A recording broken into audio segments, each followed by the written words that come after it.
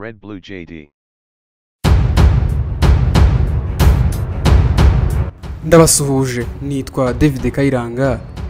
Ngitangira nge nawe dushobora kwibaza twese hamwe tutese habaho amaraso atandura sida. Ushobora kuba atari ubwa mbere ubwiwe ko hari amaraso atajya yandura agakoko gatera sida.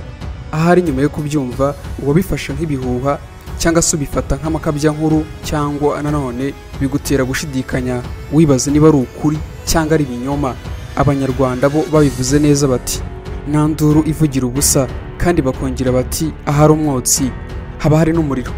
Muri iyi nkuru tugiye kugumara amatsiko ku byo wibazaga byerekeye abantu bashobora kuba bafite amaraso atandura agakoko gatera sida, ndetse ubushakashatsi bwerekana ko abo bantu binagoye ko bakandura virusi ya hepatite B. Ubusanzwe amaraso yacu aba mu matsinda. Ayo matsinda aba ari amoko menshi, ariko ay'abantu tumenyereye ibihumyo uretse kuba ibiribwa binavura indwara zitandukanye. Ibintu Filemon Farm yamenye kare maze igatangira gukora ubuhinzi bwabyo. Batubura imbuto y'ibihumyo bakayigurisha hirya no hino. Bafasha abashaka gukora ubwo buhinzi, cyane ko bafite abakozi babizobereyemo bagusanga huri hose mu gihugu. Bafasha abakiriya kubona amasoko muri za hoteli, restaurant, ibigo byigenga n'ahandi. Ushaka izo serivisi nko kugura imigina, kugura ibihumyo, cyangwa ko bagukorera uwo mushinga, bahamagare cyangwa ubandikire kuri 0784 24 44 59. Bakorera mu karere ka Gasabo, hepfo gato y'umurenge wa Gisozi. Filemon Farm ifite ubunararibonye, yanahawe ibihembo na Minisiteri y'Urubyiruko n'Umuco, umuryango w'abibumbye wita ku iterambere UNDP, ndetse n'umuryango w'ubutwererane bw'abanyakoreya Koyika. Itsinda rya A, B na O rikunze kugendana n'itsinda rya RH, Rhesus, aho usanga umuntu ashobora kugira ubwoko bwayo bumwe gusa, ni ukuvuga A, B, AB na O, akanagira Rhesus positive cyangwa se Rhesus negative. Nyamara si aya matsinda cyangwa amoko abaho gusa, ahubwo nuko ari nayo ashingirwaho ahanini mu itangwa ry'amaraso, bityo andi matsinda ugasanga ataravugaho rumwe cyane. Dusubiye inyuma gato, imibiri yacu itandukanwa n'akarango ka DNA, kakaba uruhererekane mu muryango, aho usanga umwana na se cyangwa abavandimwe be bahuje byinshi kuri DNA. Ikaba ari nayo ikoreshwa bashaka kwemeza niba koko uyu mubyeyi ari we wabyaye uyu mwana. Gusa bitewe n'impamvu zinyuranye ariko zidakunze kubaho, hari igihe habaho impinduka mu mikorere ya DNA yawe, aribyo byitwa mutation genetique. Izi mpinduka rero nizo ziha amahirwe bamwe yo kugira ibyago bike cyane byo kuba bakandura virusi itera sida.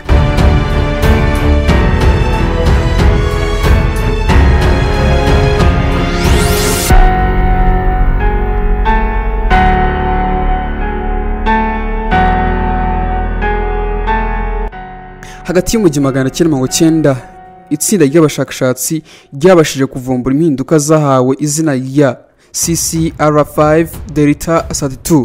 Ibi bikongerera abagezweho nazo ubudahangarwa bwo guhangana na virusi itera sida.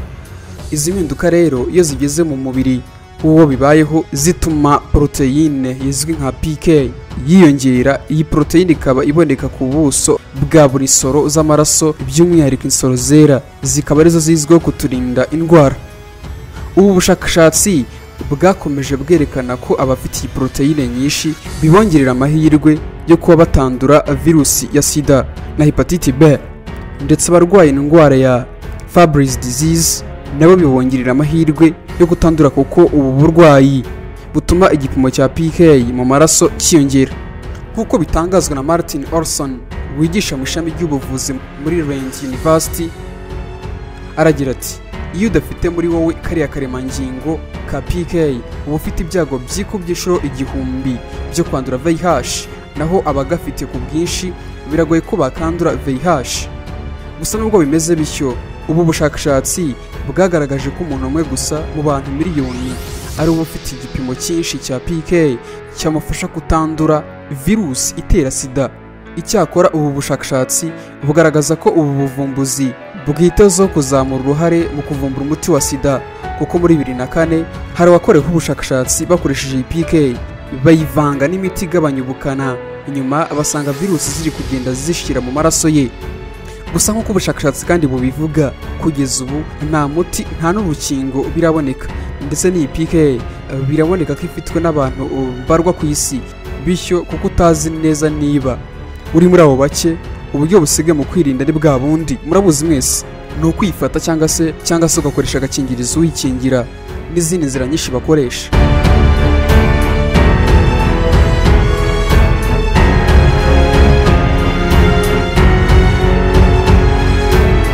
Niba wifuza guhaha ibikoresho bya electronique byiza kandi byizewe ugahabwa garanti ihagije ukanagabanyirizwa 29%, gana Smart Click mu mujyi aho bakorera, cyangwa se uhahire kuri website yabo ubigezweho ku buntu aho waba uri hose.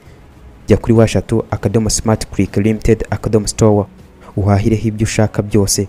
Ushobora guhaha mudasobwa, kamera z'umutekano, accessories zose za mudasobwa ndetse n'ibindi byose wifuza bya electronique ukagabanyirizwa 29%. Si ibyo gusa kandi kuko n'igikoresho cyawe cyose cyagize ikibazo barakigukorera kigasubirana ubushya. Computers zose barazikora kandi ku giciro gito, ndetse wanatumirizwa ibyo wifuza hanze bikakugeraho mu kanya gato nk'ako guhumbya. Ku bindi bisobanuro wahamagara kuri 07 83 58 56 55 maze ukihahira ibikoresho byiza kandi byizewe ku giciro cyiza kikunogeye.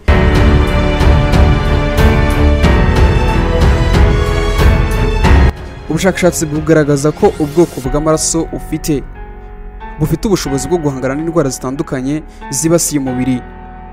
Gusa ntabwo bibuza ko ubushakashatsi bugaragaza ko ubwoko bw'amaraso bufite n'ubushobozi bwo guhangana n'indwara zitandukanye zibasiye umubiri w'umuntu, aho usanga ubwoko bwa A, B, AB na O bitandukanye mu kurwanya indwara. Abantu basanzwe bafite ubwoko bw'amaraso bwa O byagaragaye ko bafite amahirwe menshi yo gutandura byihuse icyorezo cya COVID-19 kibasiye isi yose. Bitandukanye n'ubwoko bwa A bwagaragaye ko bushobora kwandura vuba, ni ukuvuga ngo abafite amaraso ya A bakunze kwandura vuba. Abantu bafite ubwoko bw'amaraso bwa A cyangwa se A bushobora kwandura vuba icyorezo cya COVID-19, mu gihe abafite O amaraso yabo ashobora kutandura byoroshye. Ibi byagaragajwe mu bushakashatsi bwakozwe kuwa 2 tariki 24 Werurwe 2020 bwakorewe mu gihugu cy'Ubushinwa ku bufatanye n'inzobere mu byerekeranye n'amaraso nk'uko South China Morning Post yabitangaje. Ubu bushakashatsi bwakozwe hifashishijwe amaraso y'abarwayi batandukanye yafashwe ubwo bari bamaze kwandura iki cyorezo kibasiye bwa mbere Ubushinwa gihereye mu ntara ya Wuhan, kikaba kimaze kuzenguruka isi yose. Ni ubushakashatsi bwakozwe burangajwe imbere n'ikigo cya Wang Xingwan hamwe n'inzobere mu by'ubuvuzi, ibigo byita ku maraso hamwe n'ibitaro bikomeye bya kaminuza Wuhan bizwi nka Zhongnan, bifashishije amaraso y'abarwayi ba coronavirus barenga 2,000 bo muri Wuhan na Shenzhen mu Bushinwa. Babonye ko ubwoko bw'amaraso bwa A buri hejuru cyane yo kwandura cyane kurusha ubundi bwoko, kandi aribwo bushobora kugaragaza ibimenyetso cyane kurusha ubundi. Bashyira ahagaragara ibyavuye mu bushakashatsi bwabo, bavuze ko abantu bafite ubwoko bwa A bakeneye ubwirinzi kurusha ubundi bwoko kugira ngo birinde kwandura iki cyorezo. Ikigo cy'Abanyamerika cyita ku buzima cya US National Center for Biotechnology cyatangaje ko ubwoko bw'amaraso bwa O buhuriho n'abantu ku kigero cya 37.12%, mu gihugu cy'Ubuhinde bugakurikirwa na B ifite 32.12%, hakaza A ifite 22.88%, mu gihe AB yo ifite 7.74%. Muri Amerika abaturage bayo 44% bafite ubwoko bw'amaraso bwa O, mu gihe 41% bafite ubwoko bw'amaraso bwa A. Ubu bushakashatsi bwakorewe mu gihugu cy'Ubushinwa bwanagaragaje ko icyo gihe abantu 72,000 bari bamaze kwandura, ari abari hejuru y'imyaka 80 y'amavuko, ari nabo bahitanwa n'iki cyorezo. Kuba ufite ubwoko bwa O ntibivuze ko iki cyorezo kitashobora kukugiraho kimwe n'abandi bose. Icyiza no gukurikiza amabwiriza yose usabwa n'ubuyobozi agufasha gukomeza gukumira iki cyorezo. Ari nayo mpamvu Abanyarwanda bagirwa inama yo kubahiriza amabwiriza yashyizweho agamije kurengera ubuzima bwabo. Ntihagire n'umwe utekereza ko hari amananiza no gukabya leta yashyizeho.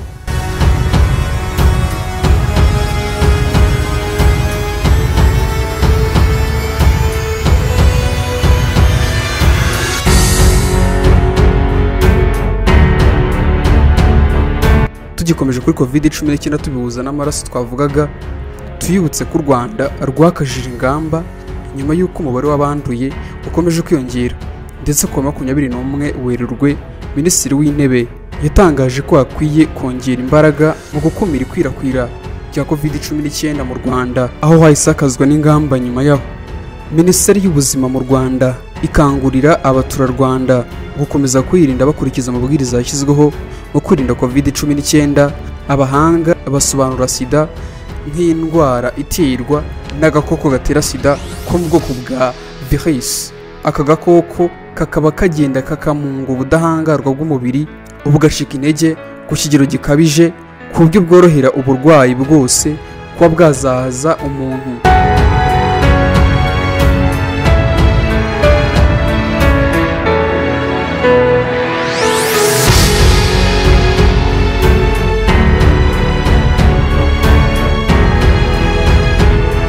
Ishami ry'umuryango w'abibumbye ryita ku buzima OMS WHO rigaragaza ko sida ari icyorezo gikomeye cyane kandi gikomeje kwibasira abatuye isi, kuko nibura kimaze guhitana barenga miliyoni 36 zirenga. Kugeza ubu ariko nta muti ndetse nta n'urukingo biraboneka ngo bibashe guhangana n'iki cyorezo cyamenyekanye ko kiri mu isi mu myaka y'1980. Kugeza ubu igisubizo gihari nacyo gitanga icyizere gike uyu munsi, ni imiti igabanya ubukana ihabwa abarwaye iki cyorezo, ndetse n'inzira zizwi nk'uko nabigarutseho ni ukwifata ubudahemuka no gukoresha agakingirizo. OMS kandi igaragaza ko nibura abagera kuri miliyoni 37 ku isi aribo babana n'ubwandu bw'agakoko gatera sida kitwa VIH, mu gihe abangana na 1/3 aribo bari muri Afurika, nk'uko ibarura ryo mu mpera za 2020 ribigaragaza. Muri uwo mwaka wa 2020 abantu 680 nibo bahitanwe n'indwara ya sida cyangwa indwara ziterwa nayo, mu gihe abandi 1.5 aribo barangije uwo mwaka banduye iki cyorezo. Muri rusange mu Rwanda, ubushakashatsi bw'ikigo gishinzwe ubuzima RBC bwo mu Gushyingo 2020 bwagaragaje ko ubwandu bushya bwa virus itera sida bwagabanutse kugeza kuri 1/2 guhera muri 2015 kugeza 2019, naho guhererekanya ubwo bwandu hagati y'umubyeyi n'umwana bigera munsi ya 2% mu myaka 6 ishize. Ikindi ubwo bushakashatsi bwerekanye nuko mu Rwanda ubwandu bushya bwa virus itera sida ari abantu 5400 mu mwaka.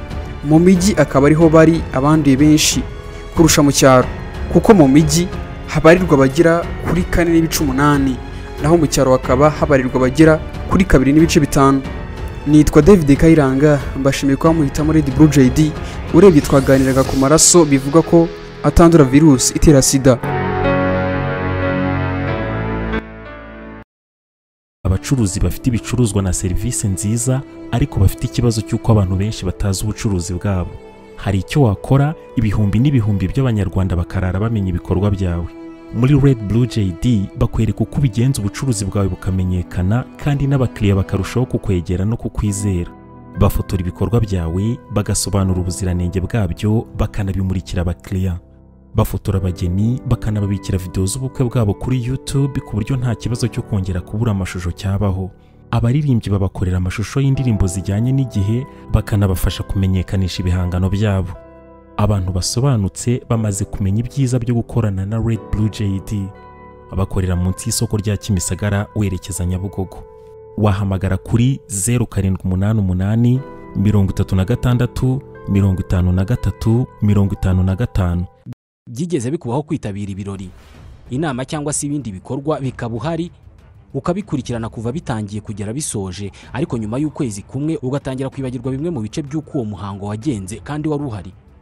Niba urimo kureba aya mashusho, nuko udashobora kwihanganira kureba amashusho no kumva amagambo atari meza. Turi miliyari 7 z'abantu kuri iyi si. Abarenga miliyari 4 muri twe dukoresha internet.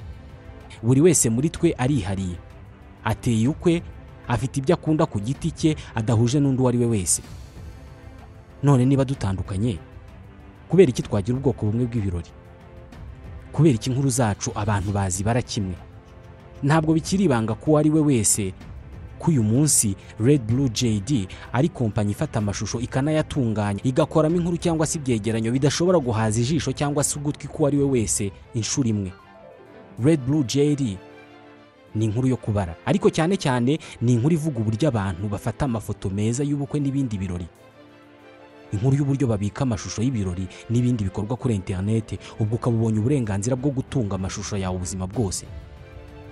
Nta muntu nzi wakoze ibirori, inama n'ibindi bikorwa ngo areke gushimishwa no kongera kugira bya byishimo cyangwa se kwiyumva nk'uko yiyumvaga cya gihe. Ibi bikaba atagombye gusubiramo bya birori, ahubwo akabikesha amashusho n'amafoto yafashwe mu buryo bwiza. Umuntu wese uvuze ibirori bishingiye ku muryango no ku mibanire aba avuze ubukwe. Uvuze ubukwe bwagenze neza aba avuze amashusho n'amafoto yabwo yafashwe neza. Uvuze amashusho n'amafoto yafashwe neza mu bukwe, mu nama no mu bindi birori aba avuze RedBlue JD. RedBlue JD ni indi nyito bakoresha iyo bashaka kuvuga filime mbarankuru zikozwe mu mashusho meza n'ubutumwa butava mu mutwe w'uwabwumvise. Hari ikibazo kimwe kirebana n'iyi ngingo. Ibi byose mwabikoraga mute RedBlue JD itaraza? Abakorera munsi y'isoko rya Kimisagara werekeza Nyabugogo. Wahamagara kuri 0788 36 53 55.